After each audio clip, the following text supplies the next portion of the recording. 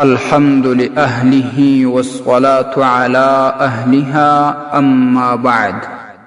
معززو ډیر ورونه پوښتنه کوي چې په موبایل کې قرآن کریم انسټالول یا محفوظول څه حکم لري او دغه موبایل بغیر د اودسه مسکول څه حکم لري، په موبایل کې د قرآن کریم تلاوت کول څه حکم لري او دغه موبایل یا ټلیفون سره بیت الخلا یا تشناب تتلل څه حکم لري.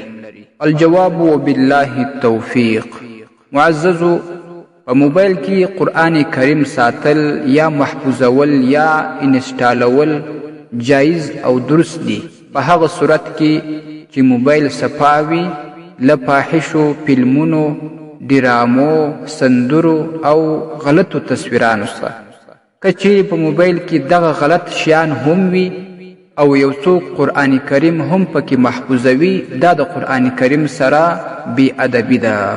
او په موبایل کې د قرآن کریم تلاوت کول هم جایز عمل دی. دغه موبایل بغیر د اودسه مسکول جایز دی، لیکن د موبایل پر سکرین یا شیشه باندې چې کله قرآن کریم خلاص وي، د قرآن کریم آیاتونه یا مقدس کلمات پر ښکاره کیږي، نو دغه د موبایل سکرین بیا بغیر د اودسه مسکول جایز نه دی.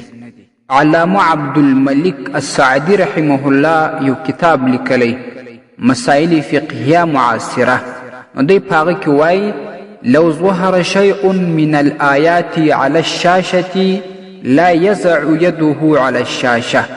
کم آیاتونه چې د قرآن کریم د موبایل پر سکرین یا هنداره باندې ښکاره کیږي، نو بیا دی دغه هنداره بغیر د اودسه نه مسکي، لانه مس للقرآن، دا بیا د قرآن کریم مسه ده.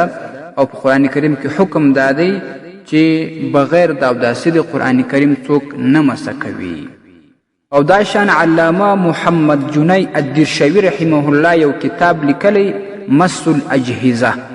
هغه په دې کتاب کې وایي چې کله دغه موبایل کې قرآن کریم وي خو هغه په یو فولډر کې وي، د موبایل پر سکرین باندې نه وي، ولا يعطى لها حکم الكتابات وحکم القرآن، نو دې لره بیا د کتابت او یا د قرآن کریم حکم نه ورکول کیږي.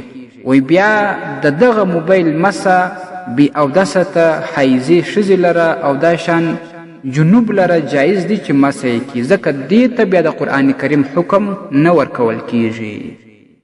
نو دغه حکم هم معلوم سو چې کله د موبایل پر سکرین باندې قرآن کریم خلاص نه وي، نو بیا دغه موبایل سره و تشناب یا بیت الخلا ته او دا شان نور د نجاست مقامونو ته تللی شي.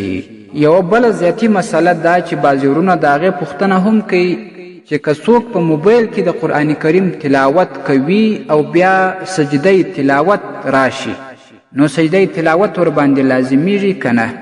د دې مسلې جواب دا دی چې بالکل په موبایل کې چې کوم قرآن کریم څوک تلاوت کوي او بیا آیت د سجدې ووایي، پر هغه باندې سجدة التلاوه واجبه ده. نو خلاصه دا سوه چې په موبایل کې قرآن کریم تلاوت کول جایز عمل دی، او که څوک بغیر د مخ د مسکولو قرآن کریم راواړي بیا اودسه هم تلاوت کولی سي، خو کله چې د موبایل پر مخ یا سکرین یا هنداره باندې دی او قرآن کریم راواړوي بیا یې مسه کوي، په ګوته باندې یې کښته و پورته کوي، نو بیا دغه لره اودس ضروري دی. مسائل فقهیه معاصره 191 صفحه، مس الاجهزه 44 صفحه، کتاب النوازل 19 جلد 92 صفحه، فتاوا دار العلوم زكريا 1 جلد 200 صفحه، امداد الاحکام 6 جلد 381 صفحه. والسلام علیکم ورحمة الله وبرکاته. ستاسي د اسلامي پښتنو جوابونکي مفتي حکیم الله صابر الحنفي صاحب.